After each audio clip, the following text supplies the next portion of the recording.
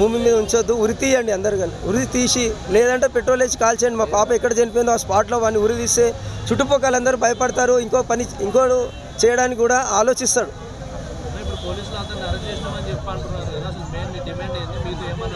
నేను పోలీసు వాళ్ళకి ఒకటే అడిగాం, వాళ్ళతో మాట్లాడాలి, ఎందుకు చంపాలనుకుంటూ ఏందని కారణం అడగాలనుకుంటున్నాం, కానీ మాకు పోలీసు వాళ్ళు ఇస్తలేరు, చూపిస్తలేరు, చట్టం ఒప్పుకోదని చెప్పి సార్ వాళ్ళు కూడా అన్నారు. దానికి నేను కూడా ఏం చెప్పట్లేదు.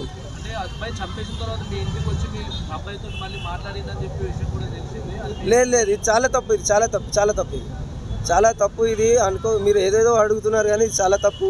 నేను ఇంతకుముందు తెలియడం అంటే ఇంటి పక్కన బిల్డింగ్లో ఉంటారు, చూస్తుంటాము. మా అబ్బాయితో ఆడుతుంటాడు, చూస్తున్నాను. మా అంతా క్లోజ్గా మాట్లాడేంత మాకు ఆలోచన లేదు. మాకు బర్త్డే పార్టీకి అంటే మా అబ్బాయి వెళ్తాడు సార్, అందరి దగ్గరికి వెళ్తాడు, వాడు అందరి ఫ్రెండ్స్ని తొలుకొస్తాడు. ఆలోచన చుట్టుపక్కల బస్సు, అది కాలనీ కాదు, బస్సీ కాబట్టి అందరు కలిసిమెలిసి ఉంటారు కాబట్టి మేము కూడా అందరు సంతోషిస్తాం. పిల్లోడు అందరితో ఆడుకుంటూ చేస్తుండని చెప్పి మేము కూడా సంతోషిస్తాం. కానీ తిట్టలేము కదా సార్, మన చిన్నోని ఎట్లా తిడతాం, వెళ్ళకరా అవి అని చెప్పలేము కదా. ఆడుకుంటుంది కాబట్టి వాళ్ళ దగ్గరికి వెళ్తే వాడు వీళ్ళ దగ్గరికి వస్తారు కాబట్టి సైలెంట్ అయిపోతుంది. ఏ పేరెంట్స్ అయినా సార్. కానీ పేరెంట్స్ కూడా చెప్తున్నాను, ఎవరిని నమ్మకండి, పెద్దవాళ్ళు వస్తే నమ్మకండి, ప్లీజ్ నమ్మకండి, ఎవరిని నమ్మకండి.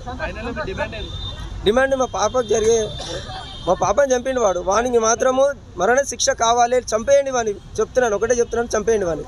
ఉండదు వాడు మాత్రం చాలా పెద్దోడు, వాడు క్రిమినల్ మైండ్ వాడి, చాలా పెద్దోడు క్రిమినల్ మైండ్ వాడిని చంపేయండి ప్లీజ్, ఇదే కోరుతున్నాను నేను.